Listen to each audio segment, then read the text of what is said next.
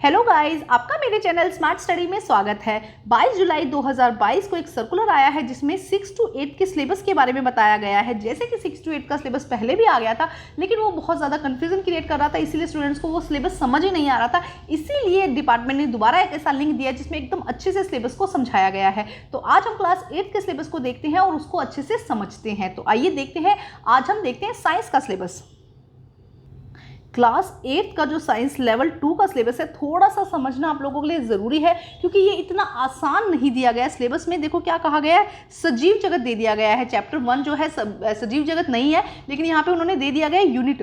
तो अब यहाँ पे आपको कौन हेल्प करेगा, आपकी जो लास्ट ईयर की वर्कशीट्स थी। तो देखो यहाँ पे क्या कहा गया कि 6th क्लास का चैप्टर भी इसके अंदर इंक्लूड होगा जिसमें सजीव एवं उनका परिवेश। ध्यान से समझो, सिलेबस 8th क्लास के सिलेबस की बात बता रही हूँ, लेकिन उसके अंदर 6th का एक टॉपिक आएगा सजीव एवं उनका परिवेश, जो कि कहां से मिलेगा आपको, वर्कशीट जो 6th क्लास की वर्कशीट थी 25 से लेकर 27, 25, 26, 27 ये तीनों वर्कशीट में आपको सजीवों के गुण मिल जाएंगे। तो वो वाली वर्कशीट को आप वहां से लेंगे। उसके बाद क्लास 7th में जो पादपों में पोषण चैप्टर अध्याय नंबर 1 है, देखो बात समझो, हुआ ये कि डिपार्टमेंट जानता है कि बच्चे 2-3 सालों से बिल्कुल नहीं पढ़े हैं, तो वो सारा सिलेबस 6, 7, 8 का मिक्स करके आपको पढ़ा रहा है जिससे कि आपका बेसिक्स क्लियर हो जाए, 8 तक आप 9th में अच्छे से कर सको।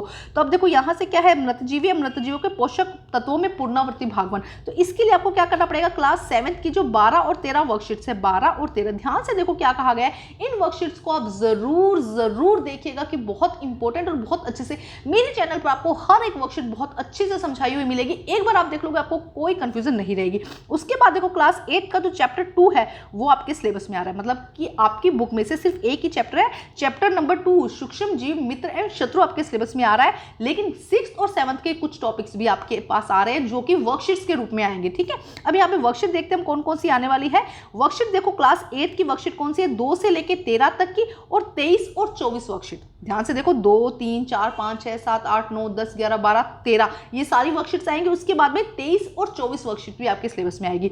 तो आपको फर्स्ट यूनिट की तैयारी करने के लिए आपको क्या करना पड़ेगा, 6th की 25, 26, 27 वर्कशीट साइंस की देखनी पड़ेगी।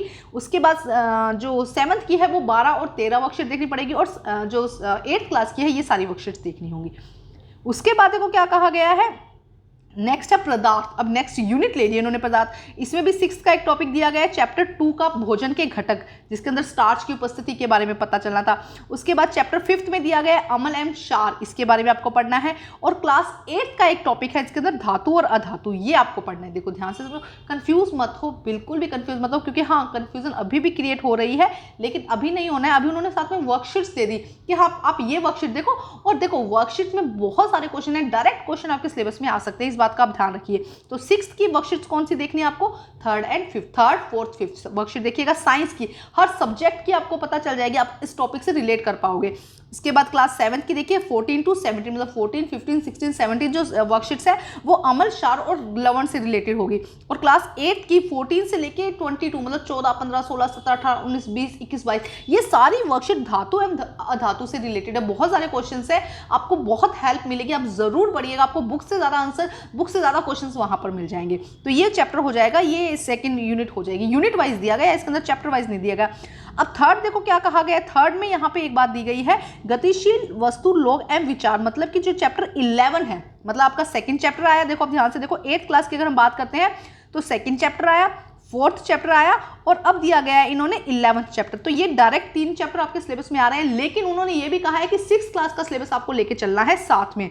तो यहाँ पे बिल्कुल आपको कंफ्यूज नहीं होना है। तो 6th में बल और दाब का जो चैप्टर है, सॉरी 8th क्लास में बल और दाब का जो चैप्टर है वो पूरा का पूरा आपका सिलेबस में आने वाला है। अब यहाँ पे उन्होंने वर्कशीट बता दी है 42, 43 एंड 44 जो वर्कशीट्स है वो इसी चैप्टर से रिलेटेड है, तो उनको भी आप अच्छे से देख लीजिएगा।